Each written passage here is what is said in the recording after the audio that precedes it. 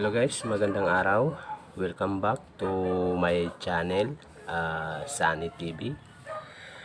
Ayun guys, meron tayong isang amplifier na Mega Pro. Ayan, Mega Pro. Ang problema nito guys, no sound. Yun ang aayusin natin. Susubukan natin guys na lagyan ng input ito. Titestingin natin. Ayan guys, subukan natin itong ipa-power on. Ayan guys, nakasaksak na yan guys, nakalagay na. Ipa-power on na lang natin. Ayan, may indicator light naman. Ang input natin guys, nandito sa ilalim. Silipin natin. Ayan guys. DVD. Ayan, nag-play na siya. Ito ang speaker natin.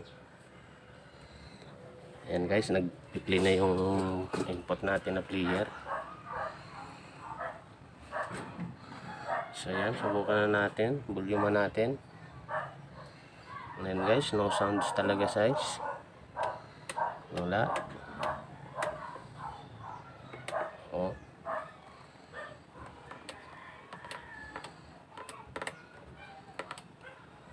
Wala talagang sounds guys.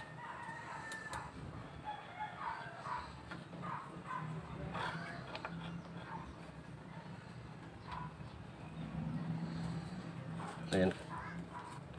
Ayan guys, play naman yung guys,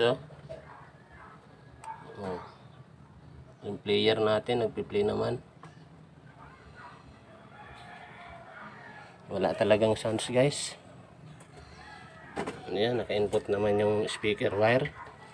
Ayan.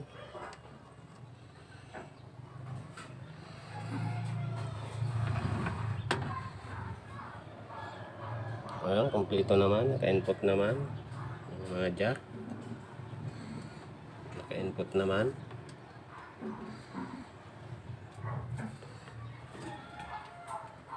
Wala talagang sounds guys. So ano pang inaantay natin guys? Buksan na natin to guys para malaman natin kung bakit ayaw tumunog. So umpisa na natin i-troubleshoot ito. Okay guys, push ko lang guys para mabuksan natin tong takip.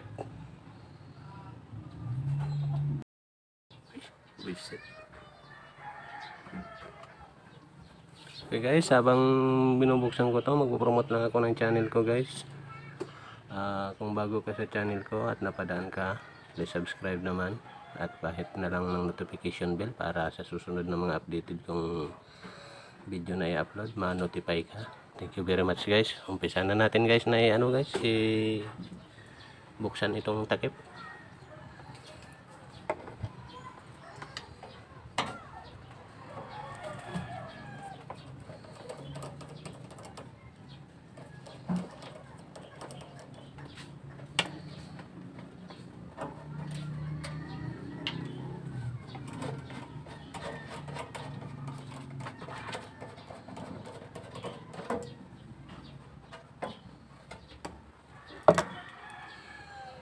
Kasi nga pala guys, nabuksan na yata ito kasi yung warranty seal niya may na, bukas na, natanggal ko na yung tornilyo. Tapos nilagyan dito ng isang warranty seal siguro to sa pinagawaan, sa pinaayusan. Ayan guys, may warranty seal pa sa pinaayusan.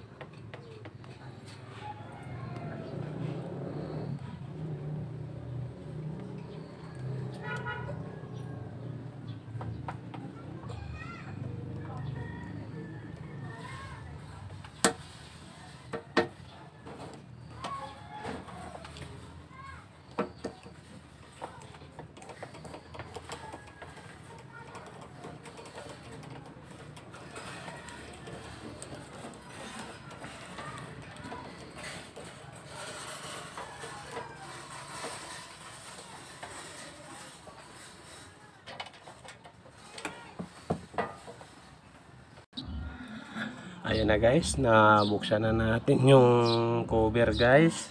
Silipin natin yung mga laman ng pyesa. So ayan guys, oh.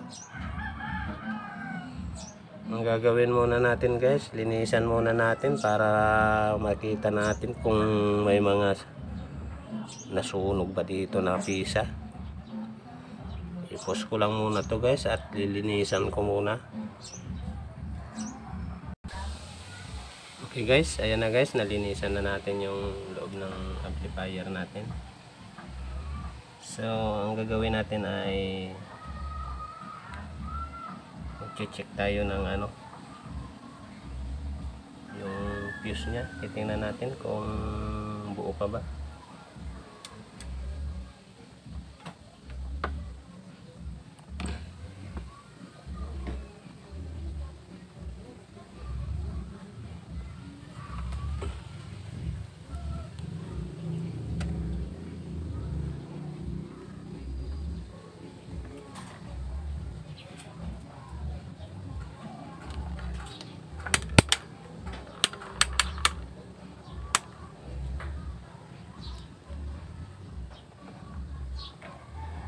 Okay, check muna natin yung EC cord nya kung good ba.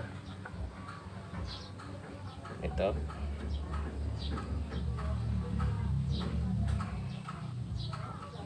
Tester natin, pumapalo naman guys. Check muna natin yung switch. Ayan. Pindutin ko na yung switch guys. Tingnan nyo yung tester kung papalo. Okay guys, pinindot ko yung switch, pumalo naman yung yung tester natin. So ibig sabihin good yung switch natin. Sunod natin i-check kayo yung fuse.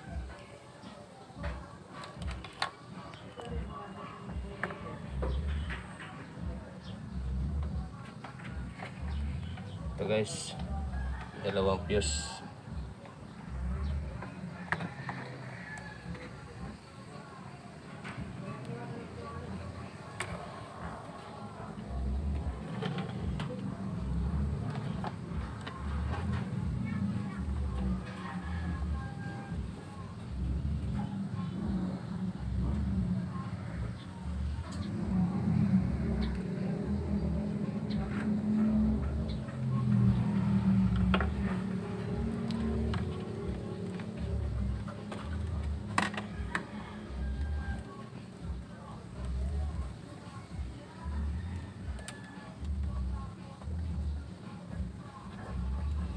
Okay guys, pumalo naman yung unang fuse. Ibig sabihin good.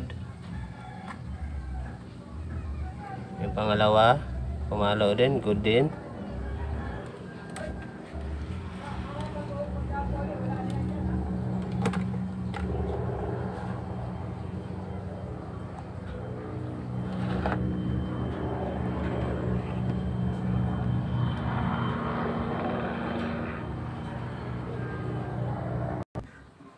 So guys, ang susunod natin na ang gagawin guys ay subukan natin tong i-audio test kung may audio siya. May audio tayong makukuha.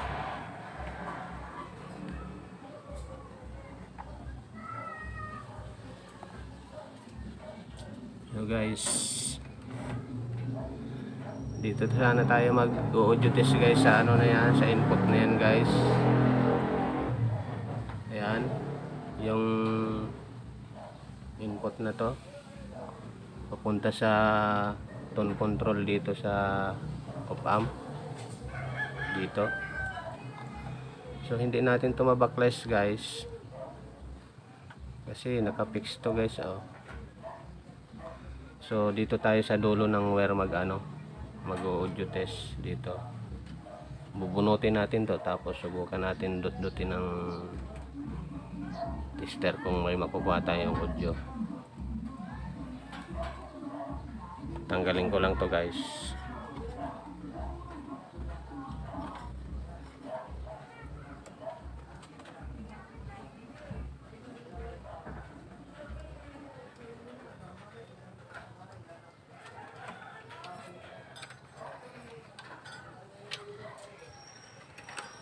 Okay guys, dito tayo mag-audio test guys sa wire na to. Diretso naman to doon guys, sa dulo doon guys. Oh, dito kasi hindi natin matanggal yan dyan eh, kaya dito tayo sa dulo ng wire mag-audio test.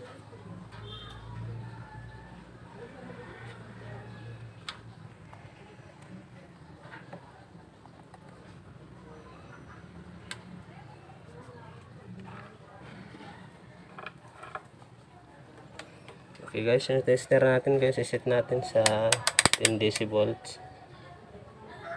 Yan guys, naka 10 decibels. Tapos yung isi-cord natin, ipa-plug in natin, tapos i-on natin yung ampli.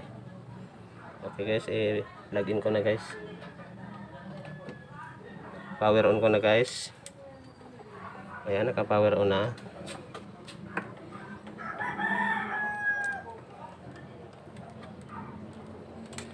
So guys, subukan lang natin dito yung audio test guys ha, kung may makukuha tayong audio. Okay guys, hawak ko tong kabilang test probe na black ng tester, tapos dut-dutin natin itong pulang test probe. Yung lang guys, yung left and right. Ito guys. So guys, walang audio guys, wala tayong makuha. Oh, ayan guys, ayun, wala tayong audio na nakuha guys. So ibig sabihin guys, may problema yung mainboard natin, ampli, walang audio. Parang lang step natin guys, mag-voltage check tayo dyan sa dito sa may dito banda sa may fuse, kung mayroon pumapasok na supply. Okay guys, saglit lang guys, pause ko lang muna guys ha. Ayan na guys, subukan na natin mag voltage check dito sa may fuse, kung mayroon supply na pumapasok. Ayan na guys, nakaset na yung voltage tester natin sa DC. Naka power on na yan guys na ampli natin. So ayan guys, kita nyo naman yung tester kung anong lalabas dahil sa voltage natin.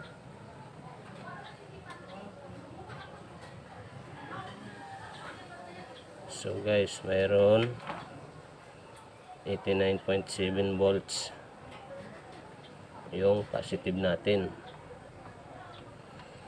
So sa negative, ayun guys, abnormal guys, wala tayong makuhang, walang ma-reading na ayan walang ma-reading na voltage. May problema tayo sa negative. Tapos itong positive 89.7 lang. So guys, magto-troubleshoot tayo, magbabaklas tayo ng board. Okay guys, i-push ko lang to guys para mabaklas natin tong mainboard guys. Ayan guys, nabaklas na natin yung mainboard natin guys. Ang gagawin natin guys ay recheck ulit tayo ng voltage.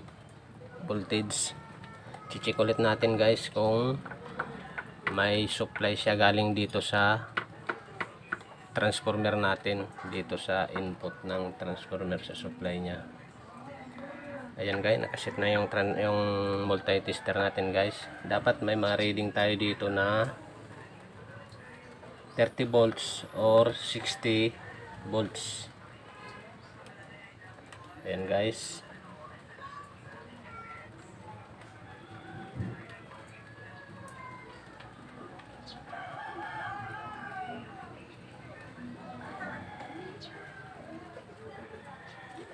Ayan guys, mayroon siyang 68.5 volts. Tapos sa kabila dapat may ma-reading tayo na 30 volts. Ayan guys, mayroon siyang 34.32 volts. So guys, good naman yung supply natin ng transformer guys.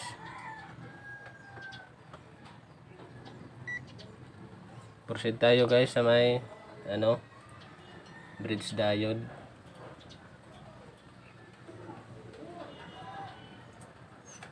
Okay guys, mayroon din siya 68.6.5.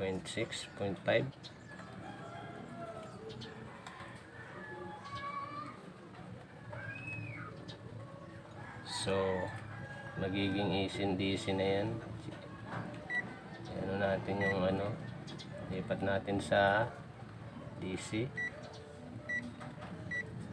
Ayan, naka DC na.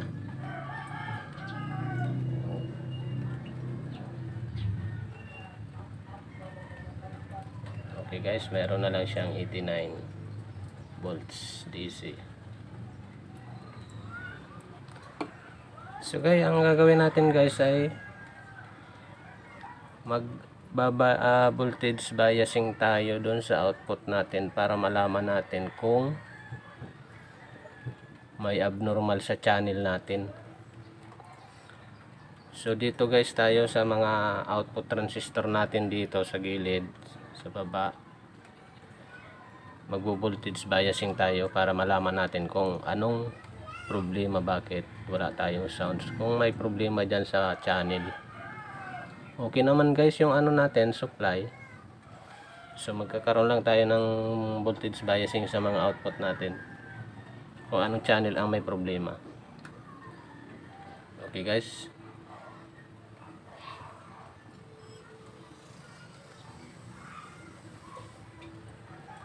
So yan guys, walang biasing guys, hindi umabot sa biasing nya, may 0.10 lang siya. Ayan, 9.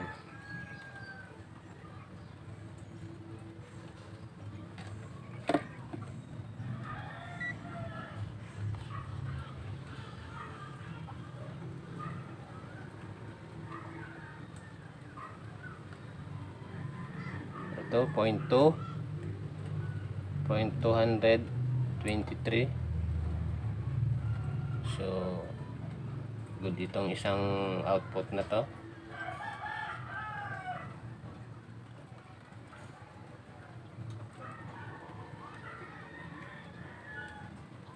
So ito wala, 0 guys, may problema to, dalawa na.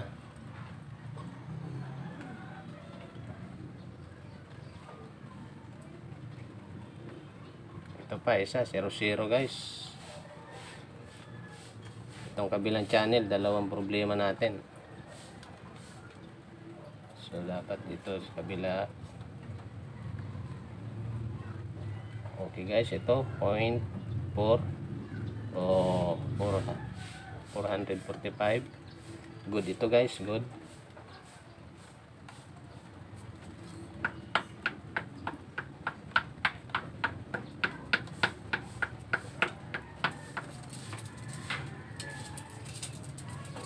Okay, good ito. Magkaparehas lang sila. Magkaparehas lang sila ng biasing.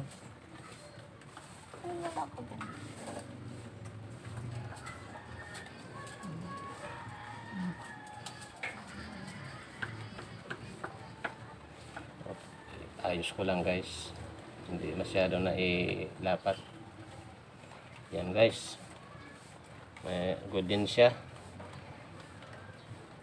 0.443. So guys, may problema tayo guys sa kabilang channel guys. So yun ang gagawin natin guys, hahanapin natin, i-troubleshoot natin dito sa kabilang channel kasi abnormal yung biasing dito sa kabilang channel. Okay guys, Yan ang ito troubleshoot natin guys. Push ko lang muna guys. Doon tayo magpo-focus sa channel na to guys, na abnormal yung biasing. Ayan na guys. Ibaba ko na tong mainboard natin. Ang gagawin natin guys, magto-troubleshoot tayo dito sa kabilang channel na ito, yung may abnormal biasing dito. Iisa-isahin natin, i-check yung yung mga pre-drive transistor nya, baka mayroon dyan nag-leak or mayroon na shorted. Lahat dyan iisa-isahin lang natin, babaklasin natin yan, i-check natin lahat. Okay guys, push ko lang guys ha, baklasin ko muna. Ayan na guys, umpisa na natin baklasin tong mga pre-drive transistor guys. Check natin, isa-isahin lang natin.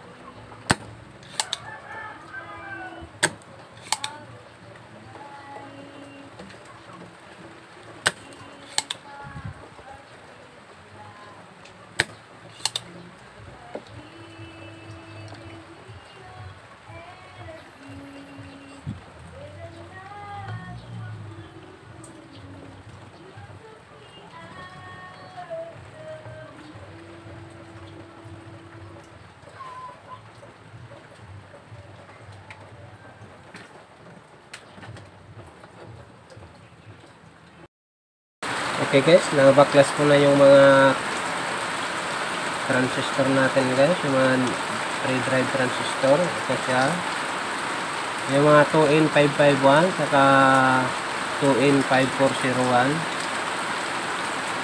So guys, meron tayong nakuha na isang leak sa 2N5401. Kaya pala abnormal yung biasing natin. So guys, pasensya na kayo guys, maingay at naulan dito. Yan guys, naulan. Nandito kasi ako sa bahay. Ayos sa taas.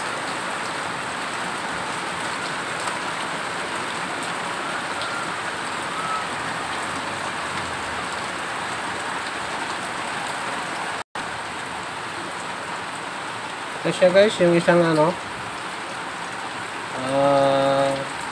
transformer na pre-drive natin, yung 2N5401. Ayan siya guys, leak.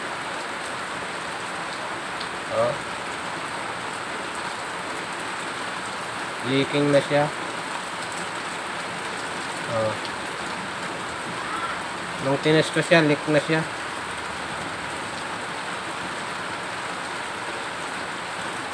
Ayan leaking na.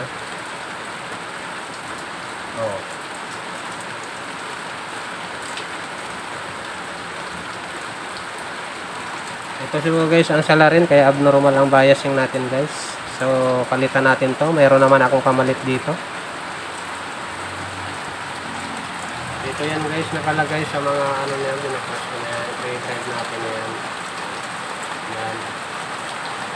Tinanggal ko, inisa-isa ko yan guys, chinik, para makuha natin yung sira, para matrouble natin, mahanap natin yung nagpapa-abnormal ng biasing natin. Okay guys, palitan lang natin guys. So guys, ibalik na natin yung mga pwede pang ibalik na drive transistor natin para maisulda na natin.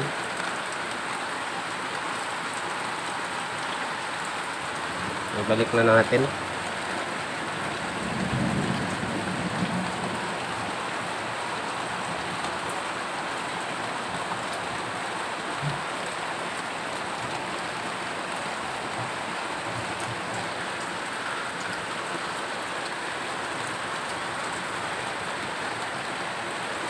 ipos ko lang guys, ibalik ko lang to. Okay guys, ayan na guys, naibalik ko na yung mga drive transistor natin na ihinan ko na. So ang gagawin natin, magbo voltage biasing na tayo kung okay na ba yung ano natin, yung voltage biasing natin.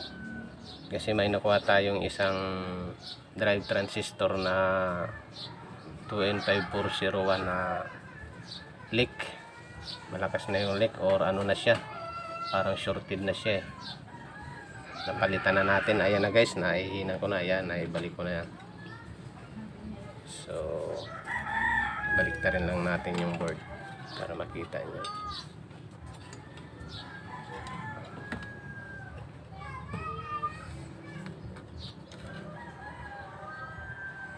So ayan na guys, ayan, naibalik ko na sa dating mga piston nila. Ayan.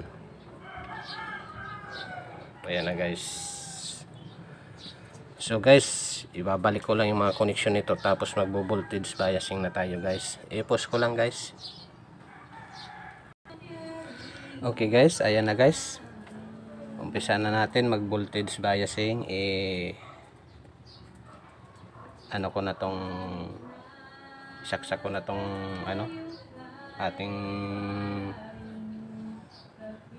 ampli. Ito guys. Ayan, power on ko na guys para makapag-umpisa na tayo ng voltage checking sa biasing.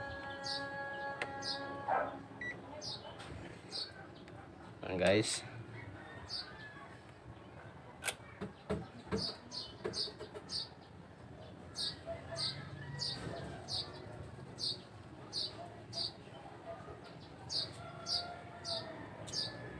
Ayan guys, mayroon na siyang 0.4. Ayan guys, may 0.4.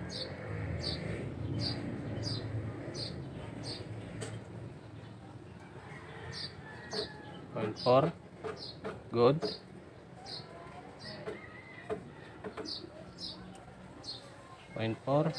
Good.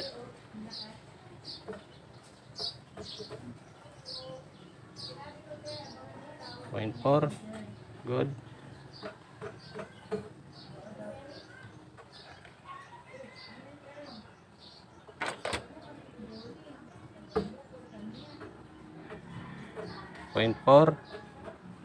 Good.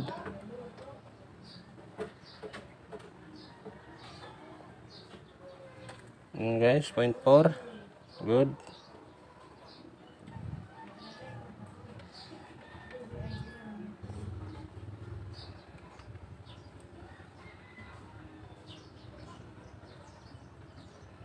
Ayan na guys, 0.4 good.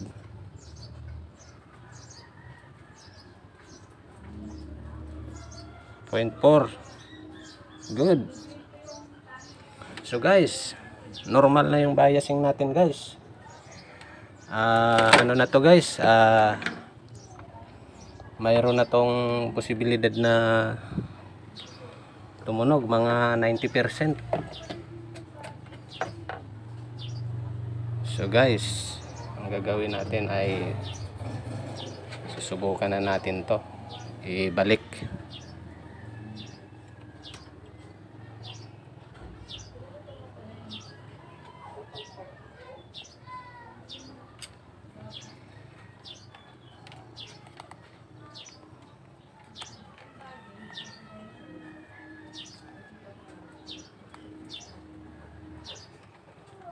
Testingin natin guys, i-audio test. I-post ko lang to guys ha.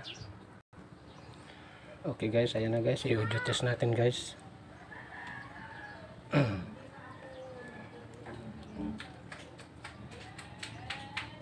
Ayan guys.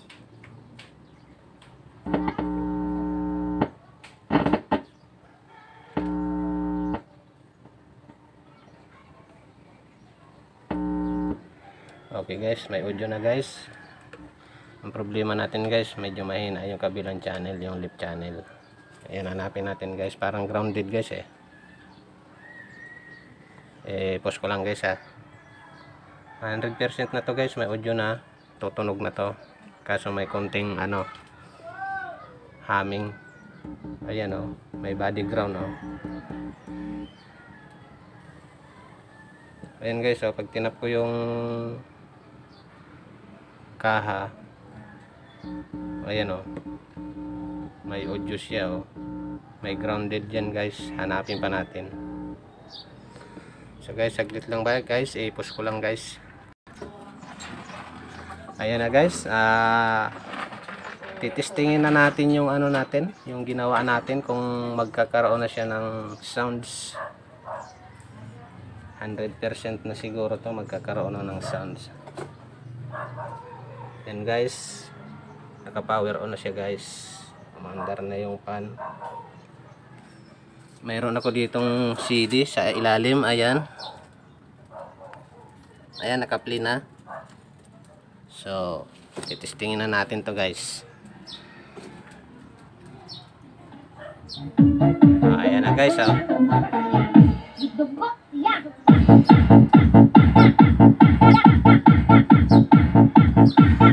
So guys, okay na guys yung ano natin guys, ang ating amplifier.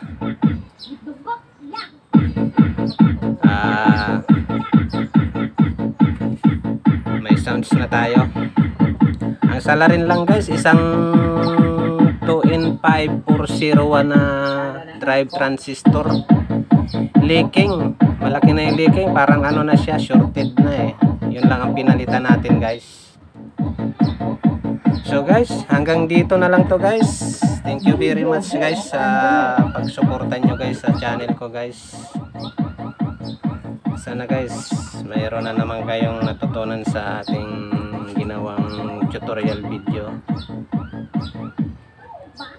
Maraming salamat guys. Hanggang dito na lang to guys. Thank you very much.